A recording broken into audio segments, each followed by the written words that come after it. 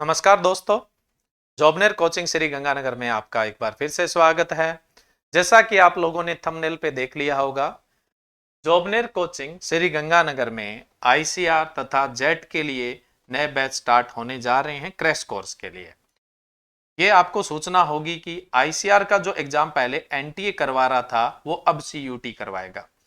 ये ठीक हो गया, क्योंकि पहले क्या था, सेंट्रल यूनिवर्सिटियों के लिए जैसे बीएचयू है तो इनके लिए एग्जाम कंडक्ट करवा रहा था सीयूटी, और जो आईसीआर एग्रीकल्चर यूनिवर्सिटी है उनके लिए जो एग्जाम कंडक्ट करवा रहा था वो एनटीए। अब ये दोनों एक ही मंच पे होने वाले हैं, यानी सीयूटी के थ्रू ही एग्जाम कंडक्ट होने वाले हैं। तो अब देखिए, जो इंग्लिश मीडियम के स्टूडेंट है उनके लिए जो क्रैश कोर्स के लिए नए बैच स्टार्ट होने जा रहे हैं वो 20 मार्च से स्टार्ट होने जा रहे हैं। देखो, 16 मार्च को सीबीएसई वालों के एग्जाम खत्म हो रहे हैं, तो मोस्ट ऑफ जो इंग्लिश मीडियम के स्टूडेंट है वो सीबीएसई बोर्ड के हैं, तो उनके लिए क्रैश कोर्स के लिए जो नया बैच स्टार्ट होने जा रहा है, बेहतरीन फैकल्टी के साथ स्टार्ट किया जा रहा है, वो 20 मार्च को स्टार्ट किया जा रहा है। अब जैसे जो हिंदी मीडियम के स्टूडेंट है यानी आरबीएसई बोर्ड से जो है, उनके एग्जाम खत्म होने जा रहे हैं 6 अप्रैल को, तो उन लोगों के लिए जो बैच स्टार्ट होने जा रहा है वो 7 अप्रैल से स्टार्ट होने जा रहा है। और आरबीएसई इंग्लिश मीडियम के जो स्टूडेंट है उनके लिए भी जो बैच है वो कब से स्टार्ट होने जा रहा है, 6 अप्रैल से ही, 7 अप्रैल से ही स्टार्ट होने जा रहा है, क्योंकि 6 अप्रैल को तो उनका क्या है, एग्जाम खत्म है। तो आरबीएसई के जो स्टूडेंट है उनके लिए क्रैश कोर्स के लिए जो नया बैच स्टार्ट होने जा रहा है वो 7 अप्रैल से होगा। हिंदी और इंग्लिश मीडियम के जो स्टूडेंट है उनके लिए बिल्कुल सेपरेट बैच रहने वाला है। ये बैच आईसीआर यानी सीयूटी के लिए भी रहने वाले हैं और जेट के लिए भी रहने वाले हैं। जेट का एग्जाम आपको पता ही है, जेट का एग्जाम 14 मई को कंडक्ट होने वाला है। आप लोगों के पास जो समय रहेगा वो ये मान के चलिए 35 या 37 दिन के आसपास का टाइम रहेगा। तो इसमें आप सिर्फ क्रैश कोर्स कर सकते हैं, और अगर आप बेहतरीन तरीके से हमारे साथ चलेंगे तो आप क्रैश कोर्स में भी एक गवर्नमेंट यूनिवर्सिटी में जाने का अपना सपना है वो साकार कर सकते हैं। और जो सीयूटी का जो एग्जाम है, चाहे वो आईसीआर अंडर एग्रीकल्चर यूनिवर्सिटी है उनके लिए है, चाहे जो सेंट्रल एग्रीकल्चर यूनिवर्सिटी, उनके लिए एक ही तो एग्जाम होना है। और उनका जो एग्जाम होगा वो 21 मई से 28 मई के बीच में होना है। अभी फाइनल डेट नहीं आई है, लेकिन फिर भी 21 से 28 मई को 100% होना ही होना है।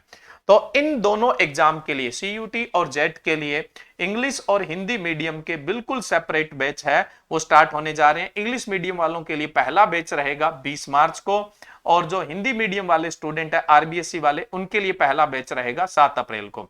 और आरबीएसई इंग्लिश मीडियम के स्टूडेंट है उनके लिए भी पहला बैच 7 अप्रैल को ही स्टार्ट होने जा रहा है। अब देखो, इस बैच में आपको क्या क्या मिलने वाला है।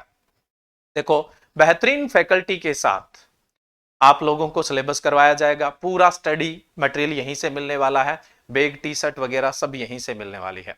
आपको स्टडी मटेरियल कहीं से भी परचेज करने की आवश्यकता नहीं है। और इसके साथ साथ सब्जेक्ट वाइज, टॉपिक वाइज और कंप्लीट यानी फुल लेंथ जो टेस्ट है वो आप लोगों से लिए जाएंगे, ताकि आपकी प्रिपरेशन बेहतर हो और इतने कम समय के अंदर आप गवर्नमेंट यूनिवर्सिटी में जाने का सपना है वो साकार कर सकें। तो मैंने जो डेट है, इंपॉर्टेंट डेट है, वो बता दी है आप लोगों को। और देखिए स्टूडेंट, सीयूटी को लेके हम कौन कौन से सब्जेक्ट के लिए प्रिपरेशन करवाने वाले हैं। एग्रीकल्चर के लिए, फिजिक्स के लिए, केमिस्ट्री के लिए, मैथमेटिक्स के लिए और बायोलॉजी के लिए। अब बहुत सारे स्टूडेंट के दिमाग में ये भी है कि जो सीयूटी का जब हम फॉर्म भर रहे हैं या फॉर्म एप्लीकेशन कर रहे हैं, तब उसमें सब्जेक्ट चुनने की बड़ी ही दिक्कत आ रही है। देखिए स्टूडेंट, सीयूटी का पैटर्न क्या होता है। सीयूटी ने 3 सेक्शन बांट रखे हैं, फर्स्ट, सेकंड और थर्ड। अब देखो, फर्स्ट जो है इसमें लैंग्वेज है, आपको लैंग्वेज तो सिलेक्ट करना ही नहीं है, लैंग्वेज तो आपको सिलेक्ट करना ही नहीं है, तो आप फर्स्ट को तो छोड़ ही दीजिए। सेकंड है, उसमें डोमेन सब्जेक्ट दिए हुए हैं। डोमेन सब्जेक्ट के अंदर देखो, आपने 12वीं जिस सब्जेक्ट से की वो तो लेंगे ही लेंगे। जैसे मान लो कि एग्रीकल्चर वाला बच्चा, एग्रीकल्चर, बायो और केमिस्ट्री, ये 3 सब्जेक्ट तो चुनेगा ही चुनेगा। एग्रीकल्चर, बायो, केमिस्ट्री, ये 3 सब्जेक्ट तो चुनेगा ही चुनेगा। उसके अलावा एक है जो तीसरा इन्होंने ग्रुप बांटा है, उसमें है जनरल टेस्ट। कौन सा है? General test. तो अब इनको क्या करना पड़ेगा, जनरल टेस्ट है वो भी चुनना पड़ेगा। अब जैसे मान लो कि मैं बात करूं, पीसीएम ग्रुप का स्टूडेंट है, फिजिक्स, केमिस्ट्री और मैथ का है, तो इसको क्या है, जनरल टेस्ट है वो तो चुनना ही पड़ेगा। तो पीसीएम तो चुनेंगे ही चुनेंगे, प्लस जनरल टेस्ट भी आ जाएगा। इसी तरह से अगर मैं तीसरे ग्रुप की बात करूं, जैसे मान लो किसी स्टूडेंट के पास बायो, केमिस्ट्री और फिजिक्स है, तो इनको क्या है, साथ साथ में जनरल टेस्ट है वो तो चुनना ही पड़ेगा। 4 सब्जेक्ट तो आपको एटलीस्ट लेने ही लेने हैं। लेकिन मेरा ये मानना है कि आप 5 सब्जेक्ट लेके चलें, 5 सब्जेक्ट लेके चलें। कैसे? आपकी प्रिपरेशन नहीं है लेकिन फिर भी आप 5 सब्जेक्ट लेके चलें। क्यों लेके चलेंगे उसका भी मैं आपको कारण बता देता हूं। देखो, अब एबीसी वाला जो बच्चा है वो साथ में जनरल टेस्ट ले रहा है और साथ साथ में उसको फिजिक्स भी ले लेना चाहिए। क्या ले लेना चाहिए? फिजिक्स। प्रिपरेशन मत करो, फिजिक्स ले लो आप। इसका फायदा क्या होगा? इसका फायदा देखो मैं आप लोगों को बताता हूं, थोड़ा सा व्हाइट बोर्ड पे बता देता हूं, उसके बाद अपने थोड़ा सा और डिस्कस करते हैं। देखो, सबसे पहले एग्रीकल्चर वाला स्टूडेंट एग्रीकल्चर बायो केमिस्ट्री तो लेगा ही लेगा, इसके साथ जनरल टेस्ट उसको लेना ही है। इसमें रीजनिंग वगैरह और करंट अफेयर आता है, ज्यादा मुश्किल नहीं होता है, लगभग 15 से 20 दिन का एक एक घंटे की क्लास होगी, तो आप इसमें से फुल नंबर ला सकते हैं, कोई ज्यादा मुश्किल काम नहीं है।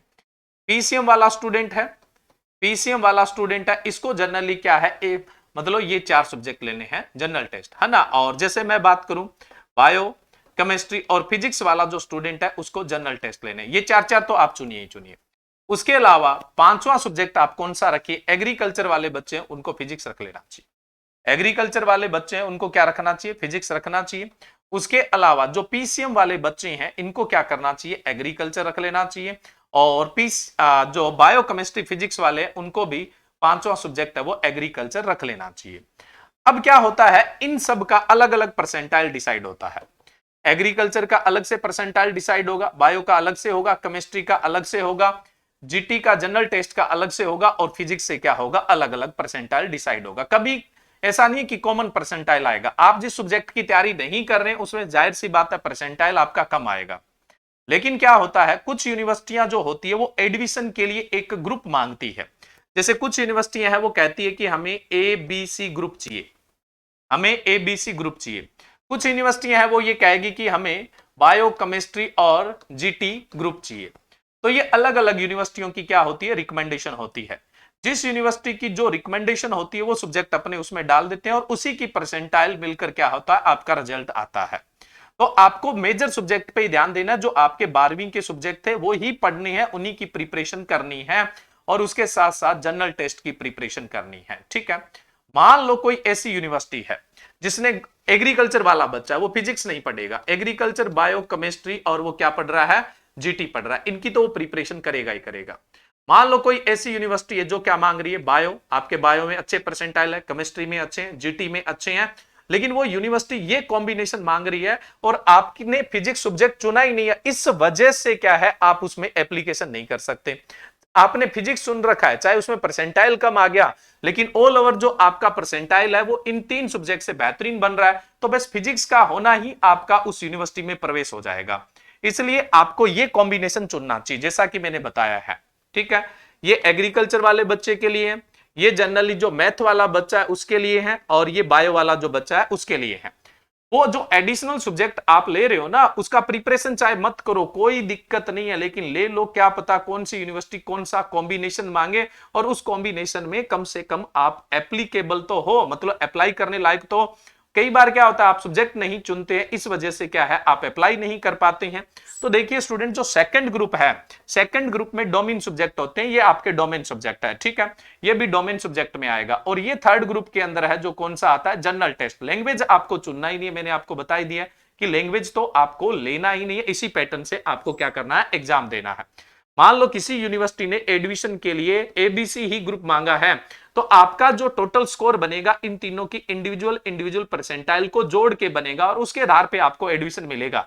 इस केस में आपका जीटी का मार्क्स कोई मैटर नहीं करेगा, फिजिक्स का मार्क्स है वो कोई मैटर नहीं करेगा। अगर आप सोचते हैं कि हम अगर 5वां सब्जेक्ट ले लेते हैं तो हमारी ऑल ओवर परसेंटाइल कम हो जाएगी, ऑल ओवर कुछ नहीं होता है, ऑल ओवर वही होगी जो यूनिवर्सिटी डिमांड करिए। 3 मांग रही है तो 3 का ऑल ओवर होगा, ठीक है।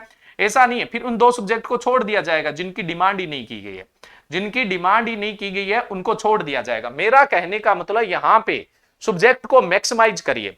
मैक्सिमाइज करने का मतलब क्या है, यहां पे आप वो सब्जेक्ट कम से कम पेपर दे दें उस सब्जेक्ट में जो यूनिवर्सिटी की डिमांड है, चाहे उसकी आपकी प्रिपरेशन नहीं है, क्या पता आपका एडमिशन किसी बेहतरीन यूनिवर्सिटी में हो जाए, चाहे इनमें अच्छा परसेंटाइल नहीं आया है तो भी।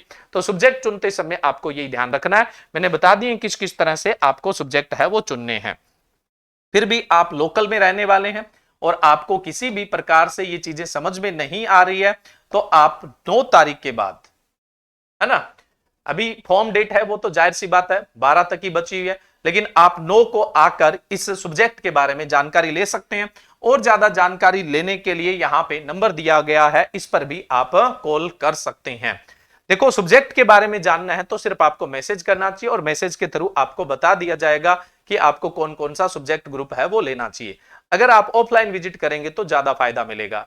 लेकिन अभी देखो, मैं बात करूं 7 और 8 मार्च को होली का ऑफ रहने वाला है। इस दौरान अगर आप कॉल करेंगे तो आप ये कॉल अटेंड नहीं हो पाएगी क्योंकि ऑफ है। तो आप इस दौरान कॉल न करें, 9 से आप कॉल करिए या फिर आप क्या है कोचिंग पर आकर विजिट करिए, ठीक है, तो आपको सब्जेक्ट की जानकारी दे दी जाएगी। बाकी ज्यादा आपको लफड़े में पढ़ने की जरूरत ही नहीं है, कॉल करने की जरूरत ही नहीं है। मैंने बता दिया कि इस तरह से आप क्या कर लीजिए, सब्जेक्ट है वो सिलेक्ट कर लीजिए। ऑल और परसेंटाइल कभी नहीं बनेगी, अपने अपने सब्जेक्ट की परसेंटाइल बनेगी। और बैच के बारे में और ज्यादा जानकारी लेने के लिए भी उसी नंबर पर आप कॉल करिए। एडमिशन प्रारंभ हो चुके हैं, रजिस्ट्रेशन प्रारंभ हो चुके हैं। आप रजिस्ट्रेशन अभी से आकर, कोचिंग का नाम क्या है, जॉबनेर कोचिंग श्री गंगानगर, है ना, आपको ही पता है राजस्थान का सबसे सर्वश्रेष्ठ संस्थान है। यहां पर आकर आप एडमिशन लीजिए और अपने सरकारी जो कृषि विश्वविद्यालय है उसमें एडमिशन लेने का जो सपना है वो साकार करिए। Thank you.